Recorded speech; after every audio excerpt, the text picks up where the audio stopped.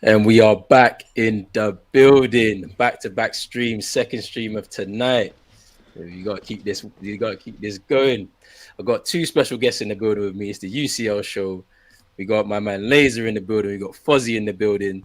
What are you saying, my guys? You good? Blessed, absolutely blessed, man. Are you doing? You good? Yeah. I'm all good. We're gonna round up all these Champions League games, but before we do all of that, I'm gonna need everybody to like this video, subscribe to the channel if you're new. All these Champions League games. I think it's all good. Yeah, we're good. But yeah, like this video, subscribe to the channel if you're new, hit that notification bell. Let's get into it. Tropican.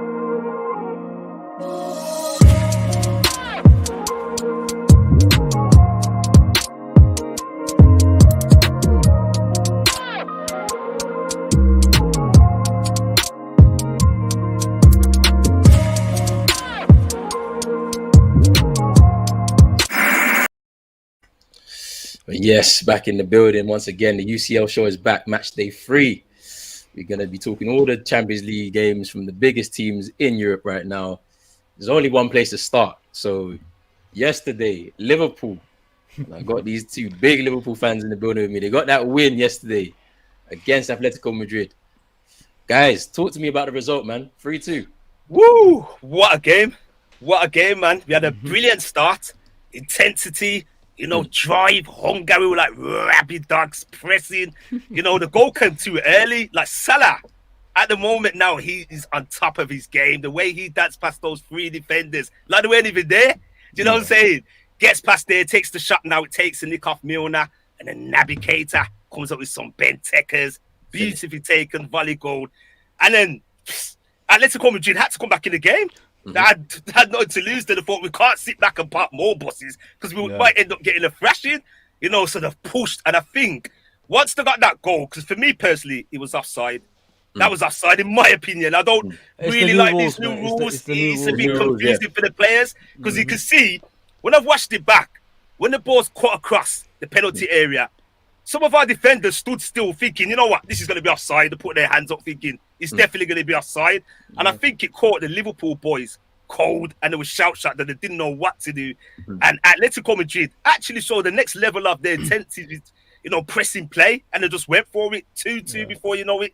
And the game was hard, man. Fuzzy, what did you think, bro? I was happy in the first few minutes. We was doing a live watch along, so we was like celebrating like no tomorrow, dancing and everything. And then 20 minutes later, the game just turned on its head. Listen, at the end of the day, what's important is we've won the game. You know what I mean? We've got a few TV areas we've got to sort out, which is the defending side of things, and there's too many gaps appearing. Like sometimes you say, like Wijnaldum's left a gap. I got to be real, guys. Wijnaldum has left a gap in the middle, which is why a lot of the opponents are finding gaps through our midfield to our defence as well. So until we solve that issue, that defence will concede goals on a regular basis. And don't forget as well, guys, the defence, both of them have had a long injury, so they're going to take a while for them to, get up to pace. A lot of people already putting on Twitter and Instagram is what's happened to Van Dijk. He had the ACL. Yeah, I've seen that, man. You know what I mean, he had an ACL injury. Does anyone know what ACL injuries are?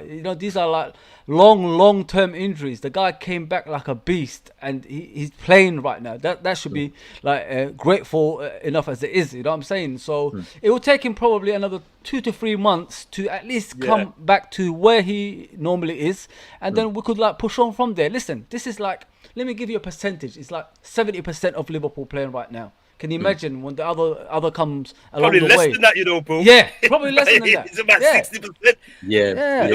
So we still got percentage to go up, mate. So, to go up, man. Because I mean, yesterday, obviously, so obviously, as you mentioned, Salah got the first goal. I mean, like, when I'm looking at him right now, do you guys feel like he is the best player in the world at this moment in time? Oh yes. You got Benzema, who's right on his tail, because Benzi's doing some good stuff over at Real Madrid for the French national team. I tell you what, though, Roland, Karim Benzema's not doing it in the Premier League. That's it. One of the best leagues around. I know Benzema does go under the radar, You know, maybe he's not as glamorous as other forwards, you know, Ronaldo's, Messi's, you know, Neymar's, etc., Mbappe's. He's a very, very good forward, and he's been doing it for a long time now, Karim Benzema. But Salah, the record is breaking. You know, you're going to take your Manchester United specs off and put all the over your side and just sit back and just absorb and acknowledge the greatness of Mohamed Salah. You know, 5 seasons straight he's doing this. He's recently broke that Champions League record, 9 consecutive games he scored in. And at the moment, unquestionably, he is the best player right now in the world of football. Best player. Yeah, because I mean, for me, like the one thing I like about Mo Salah, is the mentality side of it. Because and I'm not just talking about in game, I'm talking about across the span of his career. Because if you know about his history, you know he went from Basel to Chelsea very young. He had a very hard start, a tough start to his life in England, and then had to go out on loan to Fiorentina, then went to Roma permanently, and then to come back to Liverpool, to come back to the Premier League. And I mentioned this before, to finish off what he started, right, shows the mentality of the player. You even then, when I talk about in game, he never gives up, keeps going, right? And you know, before we were questioning whether he had that little bit extra to win games for Liverpool. I mean, he was winning games for Liverpool. You know, certain actions, he'll be scoring certain goals, certain winners. He'll be getting the penalties. But like now, you see him at his prime, at the peak of his powers. And like literally, I can't see a point where he dips off this season. I can't. If the only way he dips off is if the team's level comes down. If you know what I'm saying, where he's going to be left out there to do it for himself. Right now, if the team is performing at that high level, he's just going to coast right through the season. He's going to be anything that you see, anything good that's happening, he's involved for Liverpool. He's a man on a mission this season. You can fully see it. You know, he's just right there thinking, you know what, he wants these records. He even said after the Watford game, we want to win the league. He did on a mission. The team's on a mission, and as Fuzzy alluded to, we're not even at that level we once were a couple of years ago when we was the best team in the world. We still got years to go. You know, we got teething problems. The defense still needs to sort itself out, you know. And if you look at Liverpool at the moment, the emphasis seems to be on the attacking side of the game. Look at Liverpool. We're breaking records. We're scoring goals. Our XG has actually gone up a notch. A minimum of 2 goals per game now. You know, we've done 3 away goals in games consecutively. I don't know the number right now off the top of my head, but we're scoring a lot of goals compared to like previous seasons. We tend to come late into the scoring goals. You know, we play more conservative, but we've gone back in the attacking, pressing, you know, and picking our moments, you know, when to go for the kill. The only thing I would say for Liverpool at the moment in some games, and I'm a little bit worried, we'll probably touch upon it later, against your lot on Sunday, the high line. We're adapting a really high line. Ain't that right, Fuzzy? It was a strange thing like yesterday. If you look into the game, like we're leading 2-0 and we're holding high line. What's the point? Control the goddamn game. I mean, just control the game and pass it back. I don't know, like you're 2-0 up, drop back, pass the ball back. You hold the keys. You know what I mean? You got the keys for the game. So what you need to do is let Atletico Madrid commit. So when they commit forward, we could go back on the other side and score some more goals. But what did we do? We held the high line. They kept on looping the ball over our defense and getting the chances in goal, and they scored 2 goals out of it. It was just we're playing too many risky football at the moment. But you know, when you're like 2 goals up or whatever it is, you got to control the game. That's what we've got to do. You know what I think it is as well, though. I think it's to do with the manager and the team. They know they have belief that they can score again. It's almost like you score, we're going to score. You know, we're going to outscore the opposition, and it looks this way. You know, we're scoring many goals. I know we got unlucky with Brentford. Chelsea, we couldn't break them down. That was a tough game. It was impossible. You know, we know they're defensive, the way they play. Manchester City was a tough game as well. But look at a lot of our games. It's like you have a turn, and we're just going to score anyway. You know, so I think it's going to be that until the defense starts to settle down. Players come back from injury and we grow into the season. It's going to be a long season. It's going to be a really long haul. It is, bro. Talk to me about VAR yesterday. Oh, VAR. You caught life yesterday, my guys. Jeez, bro. My gosh. Oh, man. Talk to me about those decisions, man. It was the hearts and the mouths, bro. Crazy. I thought, you know what I was thinking? Like, when we got the penalty, it was a clear penalty, you know, Roland. It was a blatant penalty. No doubt about it. Even pre-VAR, nobody needs to check that. That's a penalty. And then, you know, we go 3-2 up. And then they get their penalty. I'm thinking, oh no, I'm looking at Fuzzy. We're doing the watch. I'm thinking, here we go. I'm thinking it's Liverpool's luck. And I started to curse, you know. I'm thinking, it's this damn yellow kit. This McDonald's kit. I'm thinking, it's one of those bad luck kits. I thought, Brentford all over again. But once they started to play it, you know, the replay, I was thinking, that's not a penalty. It didn't look like it's not a penalty. It was didn't soft, really man. It was really soft. And even like some rival fans, yes, you got like Manchester City fans. I thought, let me have a little nose and see what the rivals are saying. Yeah. And a lot of them were admitting and saying, nah, that was soft. If it was given against us, we wouldn't like it. So put yourself in their shoes. It's just the rivalry coming into play. You know what I mean, Fuzzy?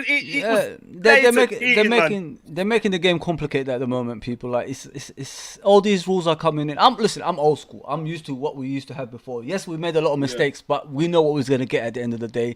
Controversy. We're going to be talking about it, etc., etc., etc. Even with technology in the modern day, we're still making mistakes. What more do you need in that, people? You know what I'm saying? Listen. With that penalty, it was no way a penalty because he was looking for he was looking for a penalty. Let's just be honest. He dived, and you know it's Diego Simeone's team. They always dive on the floor. They look for opportunities in the box, outside the box, whatever it is, just to get a goal. And even the goal from Griezmann, the first one, like when it was coming in, Matip was about to, I think, hit it with his left foot, but he saw Lamar there, so he didn't take the actual swipe. So I think by his head, he's already in the old rules, if you know what I mean, guys. So he let it go. Yes. So he let it go in. So it's just complicated at the moment with the VAR. Sorry, Fuzzy. Go ahead, bro. No, I think it's just I think it's a good concept, but it's not utilised in the right way, especially in certain games. You know, it had its teething problems in the Premier League, in Europe, in Spain, for example, the German league, they had it on lock. They had it under control. But there was too much faffing about in the Premier League last season. And when you look, we were saying we're old school, and back in the day, that would have been a penalty against us. But we would have been screwing about it. Would have been, nah, man, that's not a penalty. So, in a way, it was good. It's good that they have it, the implementation of VAR, but they just need to sort it out and speed up the process quicker. Yeah, it was long. Any man and his dog could see it meant a penalty. It was long yesterday, because obviously I had both games. I was watching Ajax and Dortmund. We'll talk about it later, but I was watching your game as well, right? And I was thinking to myself, why is this thing taking so long? Because over here, the thing is quick, like the VAR things are pretty quick. Like there was long, like ref was watching, he was getting the earpiece, ran over to the screen, checked it out. He was still there for like at least another 2 minutes. Then was like, all right, no pen. So I was like, hey, it's VR serious. All right, talk to me. Griezmann sending off. It was well deserved, mate. There's no doubt about that. Hold on. Let me say something. This one, looks like Nani, versus Real Madrid when he got sent off at Old Trafford. I think it was 2013. 13. Yeah. It looked exactly like that. Yeah. And he got sent off for that one, and he got sent off for this one. What do you guys think about that, man? I don't know. It looked kind of like accidental. You want to start this one, Fuzzy? Yeah, listen. Me and Laser were talking at the time, and we didn't even realize that something happened. We just saw Firmino on the floor, and then as we looked at the replay, I saw like Griezmann's foot like way high, and then he hit Firmino on the obviously the right hand side, and hit his ear. Listen, in the rules of today, whenever you put your studs up, it's a sending off. Let's just be honest here. I remember Mane against Man City a couple of seasons ago. Remember against Edison, same thing. He wasn't looking at Edison. He was going for the ball, and then he got sent off for it, and we lost that game 5-0, as I remember. So these rules are in the modern game.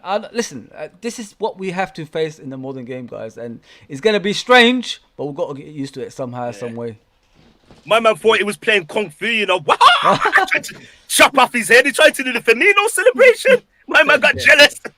But banter aside, though, it was harsh. But, given the rule book and the rules, it is dangerous play. He could have took his eyeballs out. You know what I mean? He could have really seriously injured him. Yes. And it's just the way it goes, and it was the right decision. We know Griezmann's not that type of player. He's not a nasty player. He's not dirty. Because a lot of people said, Simeone's teaching the players to do things like that. He ain't going to do that. Come on. Big television, a big game of that magnitude. And it was just unfortunate, but it benefited us. But in a way, when it happened, I said to Fuzzy, oh my days, we're going to get more park buses and jumbo jets now. Because Liverpool it is our Achilles heel, trying to break down 10 men. But surprisingly, Atletico was attacking. They were attacking. I was very impressed with them. I was very impressed with them, man. You know, It they was were like- solid side. No, but the thing is, guys, if you got a position in the league, like you have to win to actually qualify. You're gonna attack, aren't you? No matter what it is, Yeah. they have to win that game. So Yeah. they had to attack. They had no choice in that game. But if it was the other way around, they were top and we was like in mid or whatever it is, they wouldn't attack like that. Oh yeah, There's they no would have way. soaked. Yeah, They would have you know soaked that. and soaked. Boring and soaked Atletico. and soaked. Yeah. Cool. All right, we're gonna move on, but before we move on, let's get in some more comments.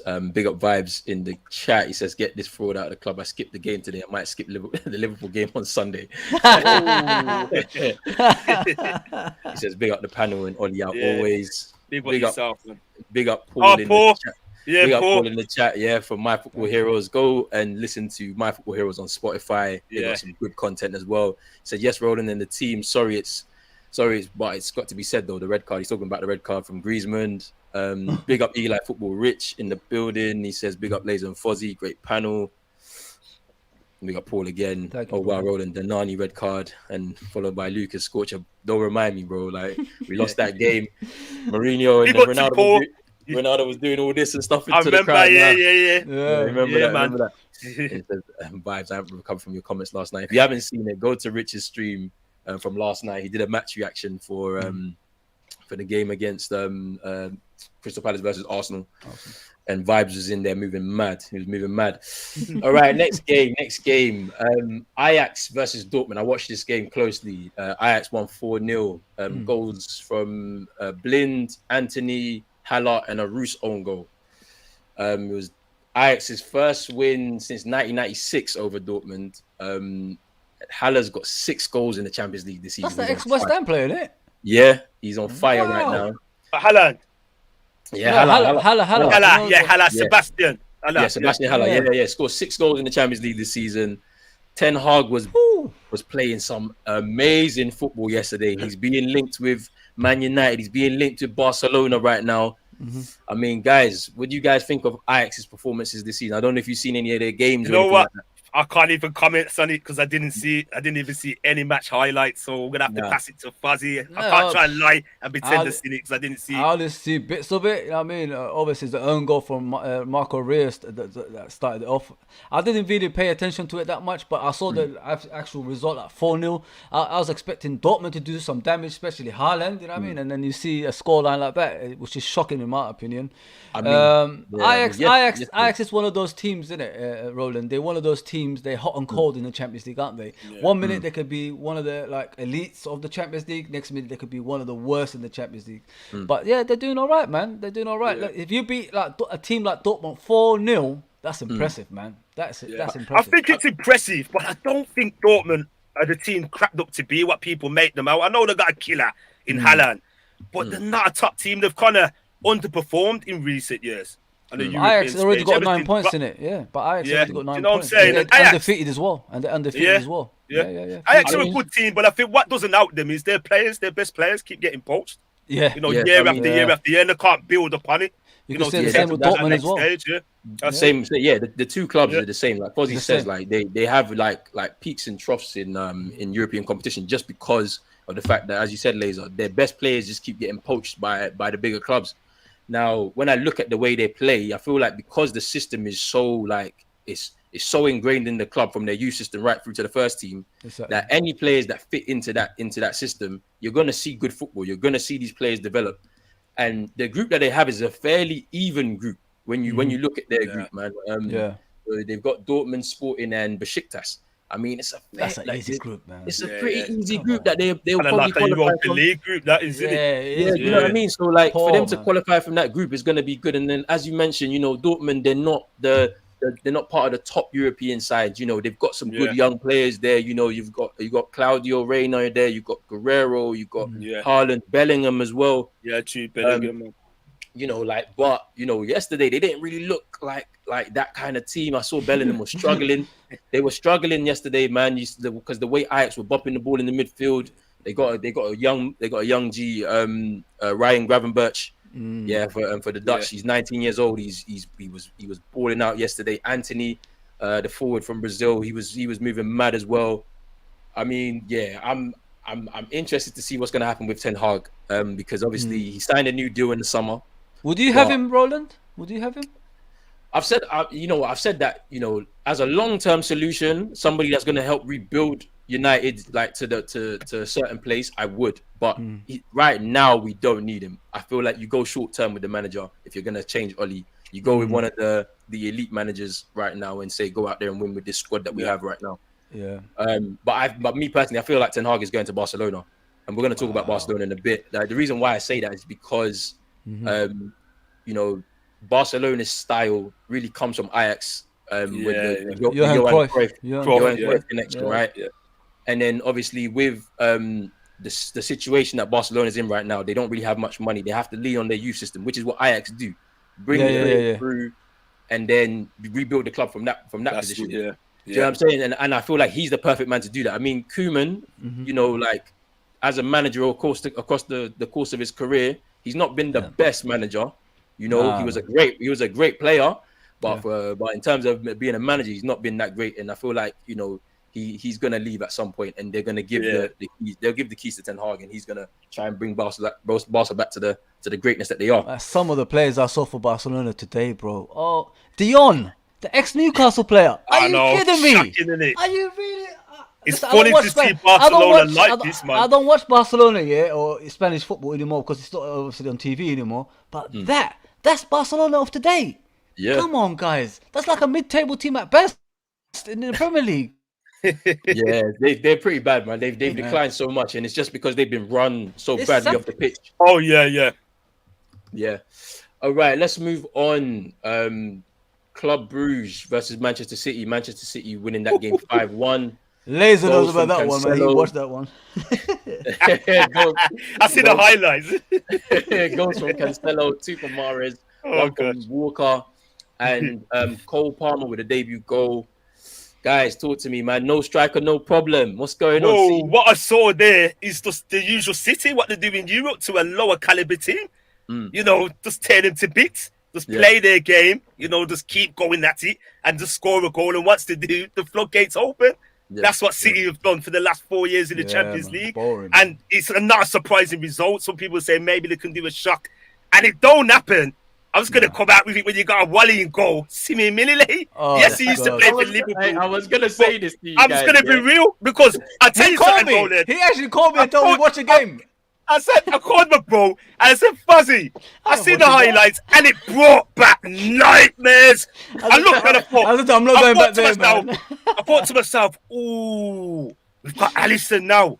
What a goalkeeper we've had. The contrast between him and Simile is night and day. Like I saw some of the goals what City scored and Alisson would have had them easily. Even your man, De Gea, would have had them. That's what proper goalkeepers do. He's just soft. He doesn't have a presence. But that little moment when they tried to attack City, they got the consolation goal, but there was nothing to trouble Manchester City for. And then their debut player, I can't remember his name. There was a youngster that got his Cole Palmer. That's Cole Palmer. Yeah. Local guy as well, local lad. Got the goal. It was beautifully taken. I thought Mahrez had a good game.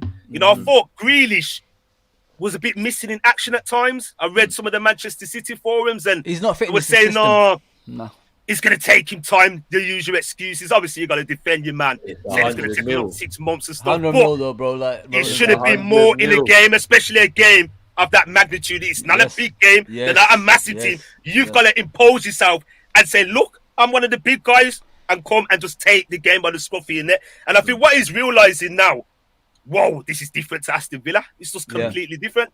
It's like when you're younger and you go to a big school or you go somewhere else, you're like, whoa, this is some different smoke. It was always gonna be hard for him, guys. He's not the main man. Yeah. He's always gonna be hard for him. You got to think about it this way. At Aston Villa, he was the main man. The balls were going through him. You know what I mean? Now you come to a team that they don't rely on you as much as Aston Villa was. So now he has to find a way that it's gonna take him a season probably, guys. These kind of things take long. Of course. So that's what I'm assuming. Like he needs to get used to that Man City system instead of like Man City getting used to him. You know what I mean? So it's gonna be a long Sterling road, had that as well. Sterling. Yeah. Sterling didn't start like a house on fire initially for Manchester City. Everybody that goes through that City Pep system, you'll see. Look at Rodri. He struggled when he came in. Look at him now. He's proper now. He's proper now. I think Fernandinho had to nurture him, didn't he, Roland? They had to play together, didn't they? Of course, You have to, because obviously he's coming into this new system. He's coming into a new country. You know, I mean, the only player that I've seen over the time that hasn't struggled like initially was Ruben Diaz. When you saw his debut season last season, like he was moving proper, and I feel like because he's a mix between like that old school kind of rough and tough defender, but he's also very cultured with his foot. Yeah. Like so, Yes. so he find it very comfortable. But yeah, like we saw Rodri, Ferran Torres as well. He had a normal season like for a young player, and then all of a sudden he's come through this season. He's up there now. So I mean, for Grealish, it's going to be the same thing. This season is the season he's off. We're gonna learn a bit more about how to play a bit better football, a bit progressive football in that system, and then next season you're gonna see the real Grealish. You know what I'm saying? Yeah, I think he needs to be more direct, you know, Roland, than Fuzzy. I've been seeing him like dwindling on the ball, drawing fouls, trying to get the free kicks on the edge of the penalty area. Yeah, I like the Man Laser. City fan base said he needs to be a bit more direct. But the thing is, guys, is he a left winger? He's playing on the left side. I don't think he played Aston Villa on the left side, did he? He was all over the place. Sometimes he would come in. Yeah, he did. Yeah, he did. Oh, okay. That's where we started, bro. So, and then I mean, obviously, Club Brugge. Obviously, they had some good performances in their first 2 games, but they struggled. They struggled so badly yesterday. They just could not get the ball off of City. They're probably going to try and get that Europa League place. They can try for it. I mean, because Leipzig, they lost their game against PSG, and we're going to go into that now. 2 goals from Messi, 2 quick-fire goals, and then Mbappe with another goal as well. Messi got 123 Champions League goals. Crazy, man. Mbappe missed a penalty as well. Late on. Seen that. I saw that, man. And you know, it's taking me back to when Neymar was had first come and they were fighting over the penalties with Mane and that. Yeah. And at a certain point in time, you know, Leipzig obviously went ahead twice. Like at a certain point in the game, you're thinking to yourself, "Is Poch on thin ice?" Like you know. Because this has been a largely assembled squad for him to go out there and win that Champions League with Messi now in there. You've got Sergio Ramos, Hakimi, you know, you've got Verratti, you've got all these players, Mbappe, Neymar. You have to go and win that Champions League.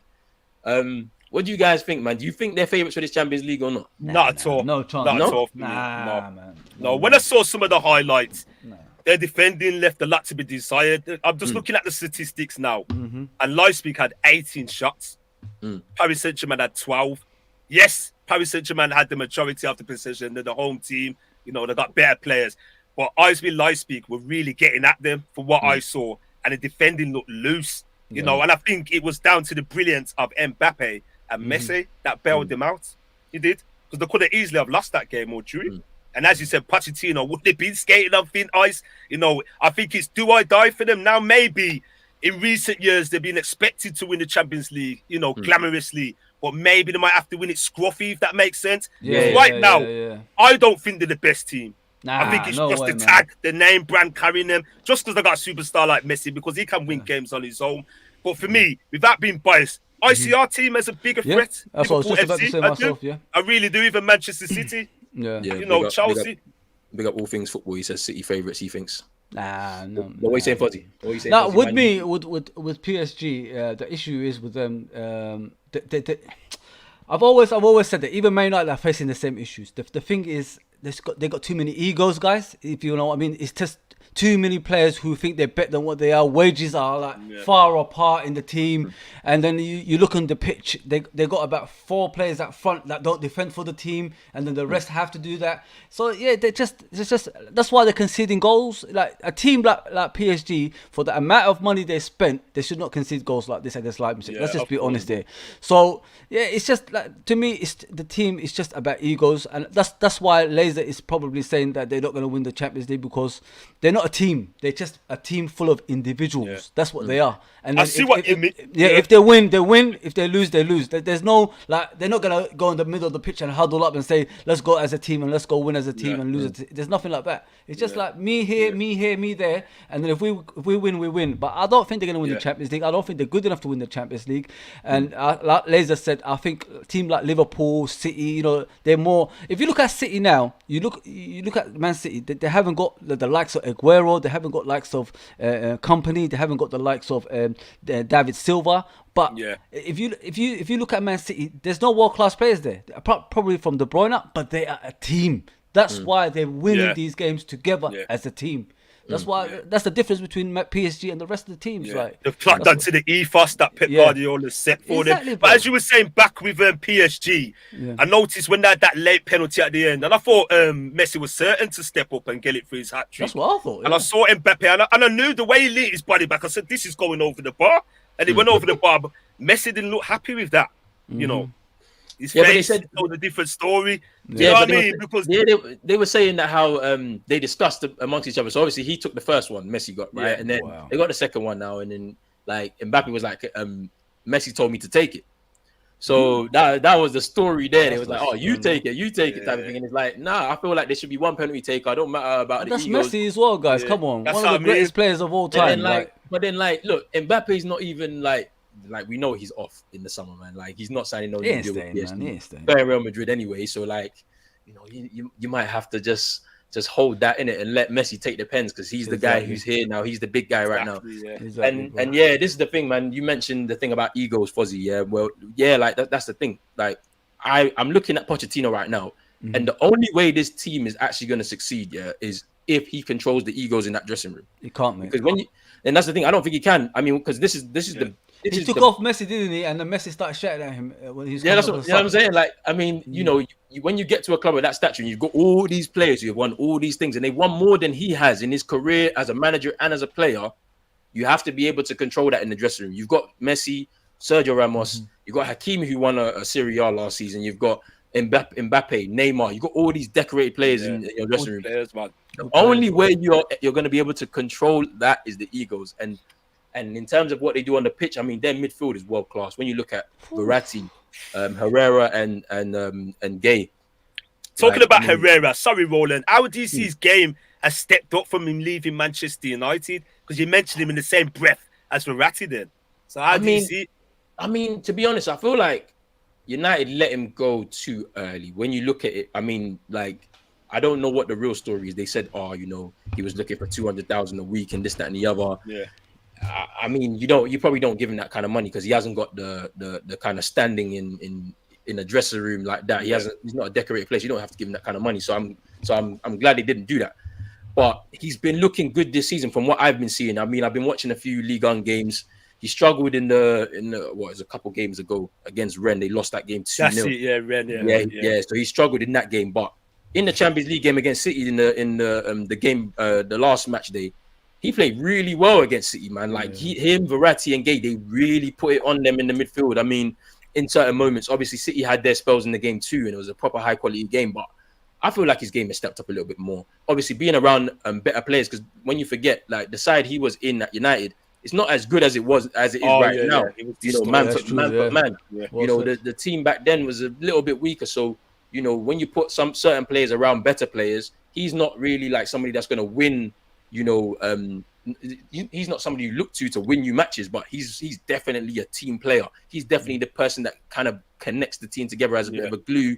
He will be the guy that's going to do all the dirty work. He's going to work hard. He's going to muck in. Very tenacious, isn't he? Tenacious. Yeah. So like, and I feel like he's doing that at a higher level now, especially in this Champions League campaign that they're going to be on. So, I mean, it is what it is. I mean, let's see what happens with PSG this season. If they, I mean, they'll probably get to the latter stages. We're sure of that. Yeah. But when they get there, it's really about who makes a difference, and we'll see what happens. So, is there a lot of pressure on them to win it this year now? Yeah, the final 2 years ago. 100%, bro. Like at the end of the day, they financed this big deal for Messi, right?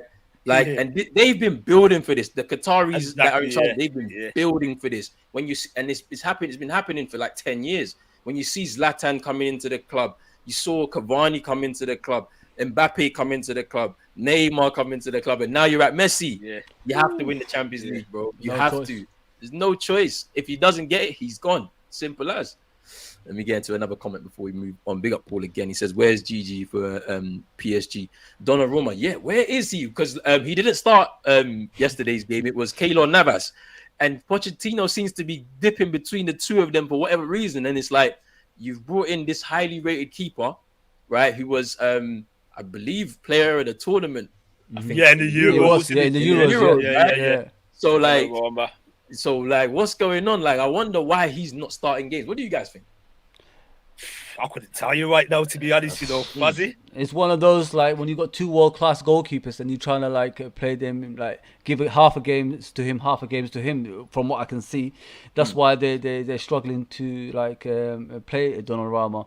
But I don't know. I think he's probably one of the best goalkeepers in world football. He should not be sitting on the bench. He should be actually playing. But the Neves hasn't done anything wrong either. If you look at it, if you look at last season, the saves he was making last season in the Champions League and in the league, obviously they didn't win the league, but he was making some outstanding saves. When I was watching PSG last season, and I don't see what he's done wrong to not warrant a place. So it's a catch-22 for them, innit? Because they got two great goalkeepers and they just can't decide between them. Sometimes they jump the gun, you know what I mean? Oh, shall we get this and that and try to see how it works out? But it looks like, it's not working out because they don't know which one to play. I mean, they're just confused at the moment. Let me pick up Paul Bacon a minute there. Big up to yourself, Paul Bacon. I sent you a message earlier, so I'm going to speak to you soon. Talk to me about this, GG, though. Why now them? What do you think is going on with him at PSG? He had some comments, what was it, last week saying, the situation isn't the way I thought it would be. He might be wanting to come back to Liverpool. What's going on, bro? He misses home. He misses home. Roland, he what did he say? Like, I didn't feel the love at Liverpool Football Club from the fans, what love is he feeling now? You know what I'm saying? There you go. He's not even blood on the pitch. You know what I mean? So, listen, he's gone. He's part of the history of the club. He done well for us. That's about it with us. I mean, I'm not here to. The worst thing people do is go back to previous players because it's not the same as the first time, as everybody knows. So I think he's the past, and he's not fitting the system of PSG. Let's just be honest here, guys. Like, if Gay, Everton's ex-player Gay, is in front of you, then there's a big problem. You know what I'm saying? That shows. But Gay is quality though, bro. Like, so is Ronaldo, bro. You know what I mean? He played. One plays for Everton, one plays for Liverpool. One is a Champions League winner, World Cup winner. You know what I mean? Super Cup winner, Premier League winner. Where did Gay come from before he went to Everton? Somewhere in France, isn't it? He was somewhere in France. It was a smaller team in France. I forget who. Like, I thought it was another Premier League team, wasn't it? Nah. He came from France, I think. Bro. Yeah, France. He came from France, but it's just like when you look at the way he stepped up in quality, bro. Oh, he's a good player, man. The game against Man City, he was moving mad. He scored a goal as well, bro. I mean, but I mean, it's interesting to see Wijnaldum in that kind of situation because obviously Liverpool with FSG, and I don't want to go into the FSG chat with you. It's a bit too much. But obviously them not giving their, rewarding your top players who've been performing under Klopp over the last few seasons that the money that they feel like they deserve.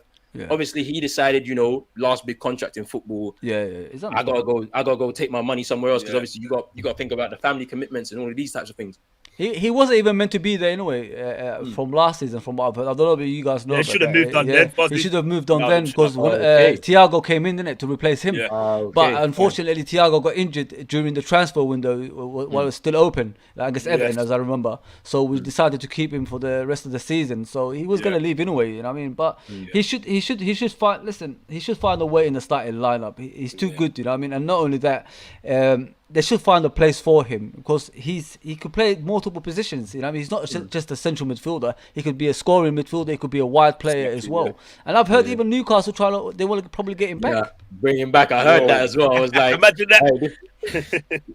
I'll be like, look, they're gonna just re-up. When was it? When was he last there? 2014, Newcastle. 2016. Relegated. 16. Yeah, it's a bit mad. Yeah, I ain't got no ill feeling to Wijnaldum. He left Liverpool for me on a high regarding winning the top honours and stuff like that. And of course, bro. I don't blame him. The age is at 30 years old. He's gonna want a big payday now. 75k a week, guys. Come on, 75k a week. Like you said, we're not gonna talk about Liverpool's owners right now, but he should have been paid a lot more than he did. A lot more because a lot of the work he did for Liverpool went unnoticed. And what annoyed me, and Fuzzy's on reading from the same hymn sheet as me, a lot of our fan base, as soon as we heard the memories that Thiago was coming for us, they wanted him out straight away. How do you think Ronaldo would have thought about that, hearing that? He put a lot into the club system. He was a pivotal cog in the engine. As you man said, because he can play in multiple positions. I feel like he's actually had to like dial back his skill set for the sake of the team, right? Exactly, bro. Like when I look, because when he was at Newcastle, you saw him. He was getting goals for Newcastle. That's what I'm saying. Like you saw, and then when he plays for the Dutch national team, it's a different player, bro. Way Every time he's scoring. way different, Every man. time. Way different. Completely different. So, you know, I feel like for somebody doing that kind of work, having to say, you know, I'm gonna put everything aside and let me just work for the team, and then not to get paid what you feel like you're owed. Is, you know, you're gonna be feeling a little bit, you know, and you're gonna move on. But yeah, let's move on to the other game in your group that happened last night. Porto beat Milan 1-0. Diaz with the winner. Milan still without a win on their return to the Champions League. Do you think that the Champions League is a step too far for them, man? It looks so, you know, they've tried to play some decent football and they've come up short against better caliber teams, you know, honestly. And I think their best shot now will be the Europa League and just come back next year and have a crack at it again. You know what I'm saying? Because I think they've lost all 3 games. The bottom of the table, the goal difference is bad as well. And it's going to be very hard. So technically, they're going to have to win their next 3 games just to try and qualify in second place. They probably won't, to be honest. Like, fair that best for them, man. Fair that best. And, what are you saying, Fozzie? What do you think, man? Step too far for Milan this time? Yeah, I spoke to like AC Milan fans. We had them on the show in it later a few times. They know what they are, bro. Listen, look at this, like 20 shots from Porto to 4 for AC Milan. That's ridiculous. And not only that, we went to Porto and battered them 5-1. So Porto ain't that good at home. I mean, and listen, AC Milan is just like you said, bro. It's a step too far from them. I think they need to regroup, and like it's a learning curve. Let's just be honest. It's a learning curve. You just it happened to all of our clubs. It's just, season by season, you just improve. It's just just next season come back stronger. That's what I say. Yeah, I 100% agree, man. I feel like they'll probably get knocked out, probably go to the Europa League potentially, and then they'll have to just start again. But hopefully they can get back to, you know, being that top team in Europe again. Like we want all those old nights. We need them, bro. We need them back, man. We need them back. Yeah. But let's move on to the other side of Milan. Inter Milan beat Sheriff 3-1 yesterday as well. Goals from Dzeko, Vidal, and Vrij. Sheriff are still top of that group with Real Madrid and Inter Milan, 6 points. The return leg is going to be a tough fixture for Inter. They got to go away and they got to try and get that win. Dumfries, the Dutch fullback, getting another assist yesterday. He's looking like the real deal after, like, all the talk after the Euros. People were thinking it was just going to be a fluke. What do you guys think about that, man? Obviously, Sheriff top of that group still. So they had that shock result against Real Madrid at the Bernabeu. Yeah, man. That's still sending shockwaves across Europe. Yeah, for sure, right now. Because I mean, when you look at it, top of the group with Inter and Real Madrid, like they could get that Europa League spot, bro, and it could be mad. But like, what do you guys think, man? What do you guys think about Inter Milan anyway? I thought they would do better than what they're doing. I thought they would do better than what they're doing in Inter Milan, considering they're the champions of Italian football as well. But Sheriff, are they from Moldova, isn't it? Moldova. And where are they from? I think it's. I think they are, you know, Georgian or Moldovan, yeah. I think it's the Moldovan or something. Let me just double check where they're from. Yeah, Moldovan. They are the Moldovan national. Can you believe that? Can you believe and the that, third guys? currently in their league. Can you believe that? You know what I mean? I think he only has 8 teams in their league. Yeah, and 8 teams, and they're doing this in the Champions League. You know what I mean? 2 wins and 1 loss. That's an achievement as it is, in my opinion, from a country. You know, like what they were saying, like these smaller teams should go through a qualifying stage. Well, that's a proof. That's a proof that they could actually qualify for the Champions League, even if they're from Moldova. So they're still top in that league, and they went to Real Madrid away and beat them at Real Madrid's ground. How many? We couldn't do that last season. I mean, we struggled, man. You know what I mean? And they dominated us and they battered us in that game, and they did that. 6 points out of 2 games. Inter Milan obviously won yesterday, but yeah, it's gonna be tough for Sheriff if they can like sustain their winning ways. They can qualify, but I can see still Real Madrid and Inter Milan qualifying. I think it starts with a loss, innit? And I'm looking at the actual stats, you know what I mean? 29 shots from Inter Milan at home, you know what I mean? So it looks like the only way is down from here, but I hope they'll qualify, but I could see Real Madrid and Inter Milan qualifying from this group. Yeah, I think it's a huge achievement, even if they get to the Europa League and finish third, Sheriff, you know, first time in the Champions League on the biggest stage. And, you know, that was the biggest win in their club career, beating Real Madrid. But going on to Real Madrid now, I think they're going to come up top in the group anyway. The quality always shines. It always prevails in the end. You know, they absolutely destroyed Shakhtar last night. I don't know if any of you saw the game. No. Vinicius Junior. we're about to move on to What I saw. that game right now. I mean, Vinicius. I mean, he's beating the allegations, boy, because last season everybody was saying this guy's not Brazilian, this, that, and the other. Hey, he's showing it this time round, man. He scored the most amount of goals in his career, and and we're not even. I mean, in terms of one season, he scored 7 goals already this season, more than he's ever scored in a season in his career already, and we're like a quarter of the way through. Rodrigo getting a goal, Benzema getting a goal, and then there was an own goal from I can't even pronounce this guy's name, so I'm not going to butcher it. But Benzema is shelling still, like, and this is why I'm still looking at him as like one of the top players in the world right now. Scored that goal for France in the Nations League final against Spain as well. It was a good goal. Big seconds that was, man. Do you reckon that Real Madrid could get another Champions League under Ancelotti? I mean, they've got the history in the competition. What do you guys think? I don't know, I think they can. I think they could go under the radar because I remember the year when they beat us in the final, Fuzzy. They had a bad start that year, Yeah, they did. And I'm sure they lost to an underdog team in the group. Yeah, they definitely did. I think they did that a really iffy start, Ronaldo bailed them out quite a lot and Benzema that year. And maybe they can be one of the teams that goes under the radar. They were ex-big powerhouse in European name. They haven't been the team of yesteryear, recently. But for me, I still see a few other sides stronger than them in the Champions League at the moment. But as you know, it's a knockout competition and luck sometimes favours your way. Not always the best team in Europe wins it. Sometimes it happens like that. But there was back on form last night, man.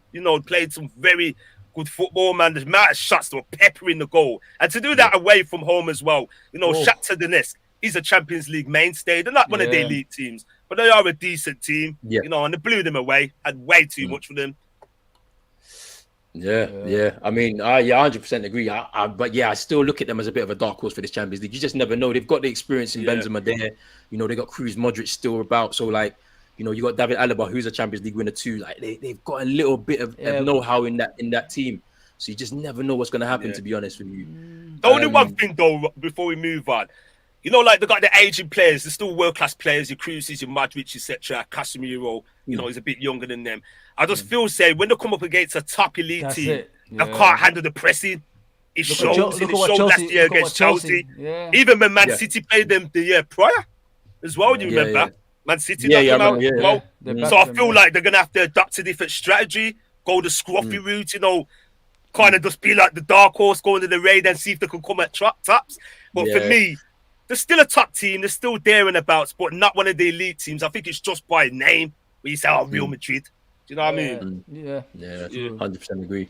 100% agreed. All right, let's move on to today's fixtures. We'll get United out of the way, innit? I mean, today did the watch along on the channel. It was a very difficult watch. That first half going 2-0 down. Mate, I mean, it looked like everything was going up in smoke for Oli. So the first half, 2 goals, one from Demiral and from Pulisic. Yeah. And I was just like, bro, everybody was Oli out at that point. Everyone was like, get him out. Fans were booing at halftime. I saw that. There was no movement from the players. Like I was Bruno was running like a headless chicken, trying to get involved, trying to do something. Bro, what do you think of him, mate? Like, what do you class him as mate? Sorry to interrupt, mate. Like, no, I mean Bruno. I mean, no, don't worry about it, bro. I mean, like Bruno for me, I feel like, he's always trying to play that hero ball. Yeah, he just keeps trying it. Hollywood, like sometimes it's not on, and he shouldn't be trying it. He's just keep it simple, pass the ball and move. I feel like his positional sense isn't great, and I don't know if that's down to him or if that's down to the coaching staff. I'm leaning towards coaching staff. I feel like a coach can say to a player, drop back 10 yards, operate in this zone. Don't just go running off and leaving your other midfielders to take up responsibility. But in the game, obviously the 2-0 down halftime, and then we come out in the second half. I feel like something was said to them. I don't know if it was get a result in front of the fans because there's no tactics really there like for Oli. Because for me, Atalanta, they were kind of sitting off. I thought they were going to come high press. They didn't do that. They sat off. They sat deep. They got their 2 goals. I think they missed Di Maria when he came off. He came off. They were missing. They were missing Gosens on the right hand side. The German fullback. So like they were missing some of his runs. And I feel like we benefited from that. And then obviously we came out in the second half. We put a bit more energy in the play. I mean, he made some very strange substitutions. We saw Cavani come on for Rashford. Sancho. Then Sancho coming on and Pogba coming on, and Cavani coming on for Rashford was a bit strange. You reckon it could be the minutes though, because he's come back from a long-term injury. It would have been for the minutes. Obviously, Rashford got his goal as well, another goal, so that's 2-2 for him. Maguire, who made a mistake for the second goal for Atalanta, the corner, comes up, trumps and gets his goal from the corner. Striker's finish, man. It's like Alan Shearer, man. Yeah, it was good. It was a good finish from Maguire, and obviously Cristiano, Mr. Inevitable, getting the winner on the Champions League night, saving us again in the second Champions League game in a row. There's 3 in the Champions League for him this season. I mean, it was a good cross from Luke Shaw. I mean, to be honest with you, I think Bruno was man of the match for me in that game. He got 2 assists. But once again, the performance was a bit like, the game of 2 halves, wasn't it? Yeah, it's a game of 2 halves, and it's we don't want to talk about Sunday's game, but like Sunday, we're gonna get onto that. I'm looking at the table now, and you're top of the table, Manchester United, and I think that was a very important win because at one stage, you were 2 goals down, and you were staring at Europa League football once again because you got the return legs to go to. You got to go back to Atlanta. You're going to play Real at their stadium. Young boys, I don't think they'll trouble you much. I know they gave you a game in the first one, but I felt in a way, being a footballing man, not just a Liverpool man, I felt sorry for Solskjaer when he walked off at half time, and I see the sadness in his face because he was getting booed and he was clapping off. It was almost like he knows his time's coming to an end now. It was a dead man. Remember, the dead man walking to the death chamber. It was horrible. Do you know what I mean? And the reason why I say this, the job's too big for him, man. It's too big for him. Just be honest. Come on. That's like Liverpool 100%. having a player that was a substitute. Let's throw a name at the hat, Fuzzy. That was a super sub for us. Be given the Liverpool job. Do you know what I mean? You got to be honest here, Roland. As a Manchester United man. It's a big job, Manchester United is, man. That's it. They're quiet, man. Do you know what I mean? And he's out of his depth. When I look at Manchester United, as a neutral, not as a Liverpool man. So I watched a lot of your games. I've watched a lot this season. And individual brilliance has bailed you out. You've been looking around them. Wolverhampton Wanderers batted you from pillar to post. Couldn't finish their dinner. You came up with the winner. I think it was Greenwood. So Southampton was the draw. And it showed against Leicester. Brendan Rodgers thought, we're not going to show you no respect. And we'll press you high up the pitch. And he said that in his post-match interview. And you could see through the middle area, we're getting cut apart. Cut like ribbons. But that's what's been happening. That's what's been happening. Exactly all season long. Since Ole's been there, actually, it's been happening. When you look at the team, and I'll question this, and I think, Ronaldo's good, for the nostalgia, and you didn't want to see him go to your rivals. You couldn't let that happen, going to Manchester City. But you didn't need him. In all honesty, you needed a proper team. You needed some solid midfield steel. Exactly, man. That's going to bring you titles. Do you know what I mean? And when I look at Matic, he's a granddad. Sorry, go ahead, Ron. I've got a lot to say. I was going to say that. I was like, look, I was gassed when Ronaldo came in. Obviously, you get one of your former players, somebody who's got the stature in the world and all of that as a footballer. But, I had a feeling that City name was being used to smoke us out. Bring him in 100%. To stop our plan, because I thought the plan would have been next season we bring in Haaland because Cavani's leaving. Yeah, that was the plan, I think, from what I've heard. We had the free run at Haaland, and now he's probably going to City next season because they're probably getting the free run. You know what I'm saying? Exactly. So but sorry to cut you off, Laser, but you're the man, you're the host in it, so it's your team. So when you want. But man, Ronaldo coming up with the winner. I mean, top of the group, which I'm happy with, man, because I already said this on my stream earlier. I was like, if United end up in the Europa League, I'm not watching. Like they don't get my support. They don't get my support this season, bro. Because last season that still hurts me now. We should have won that game against Villarreal. That was awful. And then actually start this process that Ollie's talking about. But right now, there's no process for me. And at this point in time, the Liverpool game on Sunday, if he doesn't get the result in that, he has to go. I can't today's game. It's one of those ones do you think even if you do get a result, let's say a draw or like a 2-0 will, You got Manchester City up there. Do you think he's going to be given the boot regardless? Because there's a lot of murmuring circling around now. The two I think they'll heavy. I think they'll give him time. I think they'll give him You time. do? If we get a positive They're result loving, against mate. Liverpool, if they get a positive result against Liverpool, they'll give him the time. They'll give him the All time right, to beat us see then. You know what I'm saying? You see, this is why I didn't want to do this. I didn't want to do this to you, man, because you might be doing all the cooking, you get me? Alright, let's move on. We'll talk about Chelsea. Chelsea got a 4-0 win against Malmo today. It was always going to be that result. Chelsea always going to win. Goals from Christensen, Jorginho with 2 penalties, and Havertz with a goal. Hudson-Odoi getting an assist, with Thiago Silva also getting an assist. Jorginho became the first player to score penalties against different keepers in the same Champions League game since 1999, because Malmo changed their keeper at half time. Basically, Lukaku and Werner got some injuries, so they had to come off. But yeah, a routine win for Chelsea. You know, their defensive stability that they've now got under Thomas Tuchel, is helping them so much. They've got so many clean sheets. They're boring, bro. They're boring. They're boring, but hey, they're getting the results. You know, you got Mendy in goal. Well, he's pushing himself. Do you think he's gone under the radar, Mendy? Because I can't remember the other day. I watched the game. I know we had an excellent game against Brentford on the weekend. There was a game last season when he done something similar like that, and I'm looking at thinking, all that time, was he the keeper that looked at to be the next here to the phone? No. You know, like the next check to take, or was it just a stopgap? What do you think? It was a stopgap because I feel like they were going for Donnarumma, but then obviously he's performed out of his skin, so they were like, you know what, let's keep him around. And I said something a bit wild. It might be a bit wild. I was like, he's probably the greatest African keeper of all time. I'm being totally honest. I've never seen an African goalkeeper. You're right. Because, like, in terms of goalkeepers, like, the continent of Africa hasn't really produced many, like, world level, like, champions. Like, we got them. So, you know, for him to take that, he took it. And like 5 years ago, the man was unemployed.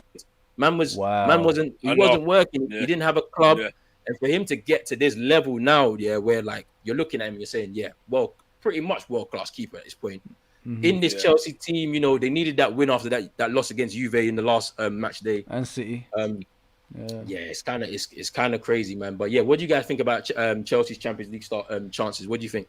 Well, they're defending champions, aren't they? They are the defending champions, so you expect them to do well in the actual group stages and, you know, come through that. But like you said, like against Juventus, they were disappointing. They lost that game. They didn't play too badly either. They had their opportunities, but Lukaku missed a couple of sitters as well. This season, I think they will improve to a certain extent, because, you know, last season they were playing all as one. Now they have to play towards Lukaku. You know what I mean? So they need to get the ball to him as quick as possible to score goals. If you know what I mean, guys. Yeah. And which could be the downfall for them in the Champions League if they face good teams. If you know what I mean. But listen. The guys, he's building something. On the pitch, they're strong. They play 3 at the back, you know what I mean? And we invented 3 at the back, as Laser knows, you know what I mean, with Roy Evans, and we didn't enjoy it that much. But what's worrying for them is when teams find them out, eventually double up on them in the wide areas, and, you know, and the centre backs have to come out and things like that. That's when they're gonna probably start struggling. So listen, it's a honeymoon period for them. They're doing all right. But has he got another plan other than that? That's what I want to know about Tuchel. Has he got another plan in place if this fails eventually? Yeah, I'm with you, Fuzzy. I see it as they're a solid team, you know, especially defensively. And I think it's a case, once they score a goal, and if the opposition hasn't got the quality up front, they're going to struggle to break them down.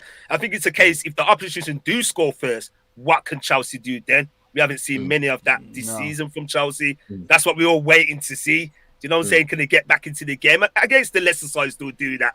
They struggled a bit against Southampton in the Premier League a couple of weeks ago. They got the win in the end, wearing the come up trumps. But I still think they could go a long way in the Champions League. But even though they're the holders, I don't see them as the favourite. As the last 4. They don't strike me as a team that's scary, like, Chelsea. I don't know if that's me being a Liverpool man now. They just don't have that fear to them, fear. Does that make sense? Yeah, it makes sense. In the past, you know, your Real Madrid, your Barca's, etc. They don't have that for me. Chelsea don't. But the fact that they can keep these clean sheets and that defensive stability, yeah, is where like they're gonna get results. Do you know what I'm saying? Because they've got enough up front to really like hurt a team, especially if Lukaku is on form. And the fact that if you don't concede many goals, you're gonna get further in a knockout competition anyway. Do you know what I'm saying? Yeah. But have they really got enough though? Because for me, Lukaku's gone a little bit cold. You said he was injured. I haven't seen the highlights. Yeah. Is he gonna have those spells when he blows hot and cold? Where now we know he's a bit hit and miss at times. Havertz is a very good player, but they can't keep having their defenders and midfielders bailing them out with goals, and that is what's happening. And sooner or later, they will come unstuck and hit that purple wall. Yeah, they will. Yeah. All right, let's move on to the other game in that group, and that is Zenit versus Juve. Juve got the win. Kulusevski with the late winner takes them top of the group. 3 wins from 3 for Juve.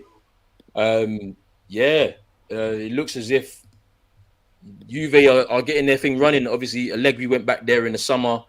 You know, they're not going to be favourites in this competition. No. But you know, they're going to be in and amongst the top teams that's going to be still in it. I'm not too sure if they got enough to offer. They lost Ronaldo in the summer. Yeah. They're trying to rebuild again under Allegri. I think it's It's 6. It's 7 consecutive away wins in the group stages of the Champions League. Wow. So you know they look like they're getting wins away. It look like they're going to top this group with Chelsea in it. So I mean, I don't know what to say about that, man. I feel like that speaks for itself. To be honest with you, that performance from Juve today. I don't think it really matters these days if you finish first or second in the group. No, it depends. We've seen in recent years we had a second place team. You know, they face a lower caliber team. You know, winning the group, so it don't really matter. I think they're dead certs to get through Chelsea and Juventus. But I think with their striker, with like Morata, I just think they're gonna come up short in certain games. He's a bit soft at times. For me, he's a good player. Don't get me wrong. You know, we know he had his bad spells, but I just don't see him as a major threat in Europe. I don't. I think they're all right. They're not the best team in Europe. They've got their own strengths and weaknesses. You know what I mean? It's the defense that's keeping them in the competition. Let's just be honest there. You know what I mean? They've got like veterans in the defense, and when you got the threat of Chiesa at front, you know what I'm saying? So that's an extra pace as well. And then listen, Morata might not be the best player in the world, but he can get his goals now and again, if you know what I mean, guys. So, listen, they will qualify. He does miss a lot of chances, though. Yeah, he does. You know, last season, even with Ronaldo, they lost to Porto. You know what I mean? I think it's the quarter-final stage. So they wasn't even good with Ronaldo. So this time, they might be a workman's team, and they might squeeze out a results in order for them to go to the next rounds. That's what I can see from Juventus. Yeah. Because I'm looking at their players. How many world-class players can you name? There ain't that many. I mean, obviously, some of them won the Euros in the summer, but it doesn't mean anything. You know what I mean? You have to be in a bracket, like in the world class stage. And I think it's just a workman team, and that defense and the goalkeeper are just going to keep them in the games, and they're probably going to grind out results as they go along. Really, I could see them probably in the quarterfinals at best if they keep going. That's what I can see them as, man. They're not the best team. They're not the worst team. That's what I can say about Juventus. Cool, man. Yeah, that sums it up pretty perfectly, man. Let's move on to the last 2 group games for this show before we wrap up. So Bayern Munich smacked Benfica 4-0. A 20-minute blitz, 2 goals from Sane, an own goal from Suarez, and a goal from Lewandowski. Lewandowski, put some respect on my man's name, bro. Ballon d'Or winner. I don't care. He got robbed last season. Last season he should have won it. The Ballon d'Or's got cancelled. Nah, you're right. Who won the Ballon d'Or last season? It was cancelled, bro. Cancelled member. Because of COVID, innit? So that's bad. And he was certain to win it as well. He was certain to win it, man. Lewandowski so put some respect on his name, bro. Sabotagement business that was, man. Of course, man. Of course. I can't believe Leroy Sané scored twice. I didn't even know he turned up. Bloody hell, time. Leroy is, you know, he's a bit hot and cold, but I like the way he plays, man. Old school winger. Yeah, he's like Giggs, isn't he? He's like Giggs, isn't he? Like with power. Just it, Fuzzy. That's what he with more power. No That's messing what about. Yeah. You know what I mean? When they put him on the right hand side, like cutting in, he's not a Salah. You know what I mean? He's more of a left winger. that just runs at people and, you know, bulldozes through walls. That's what he should be playing like. When they stick him on the right, he doesn't do nothing, man. But I've seen Bayern Munich this season. They play him on the on the left hand side, and he just bulldozes through and he sets up goals, scores goals now. And I've always liked Leroy Sané. I was hoping we can get him as well. Yeah. But you know, sometimes like you know, Bayern Munich, when they come calling, you gotta go to them no matter what. But Bayern Munich is a good team, guys. You can't underestimate Bayern Munich, man. They got a lot of Champions League winners, and I think they're one of the favourites in my opinion. Yeah, you've got to put them in there. You've got to put them in there. Definitely favourites, man. Yeah, that's three ones from three. They scored 12 goals. This in the competition already, yeah. Joke, man. So and I've got winners, man. World Cup winners, world class players. They're definitely up there, man. I mean, to be honest, Benfica thought they were in with a chance, man. They held out for 70 minutes. You know, like they even had a few. They forced some good saves from Manuel Neuer as well. Yeah. But you know the quality shone through for Bayern Munich, and obviously, as I said, Lewandowski put some respect on his name, bro. It's got to be a Ballon winner this coming year. Man. So, all right, last game, and then we're gonna wrap it up. Barcelona beating Dynamo Kiev at home. PK with the only goal. It's their first Champions League goal that they scored this season. Can you believe, man? Can you honestly believe? And it's their first win as well in the competition this season, which is mad as well. Talk to me about the decline of Barcelona, boys. Like, tell me what you're feeling and your thoughts is on it. It's been a long time coming for me.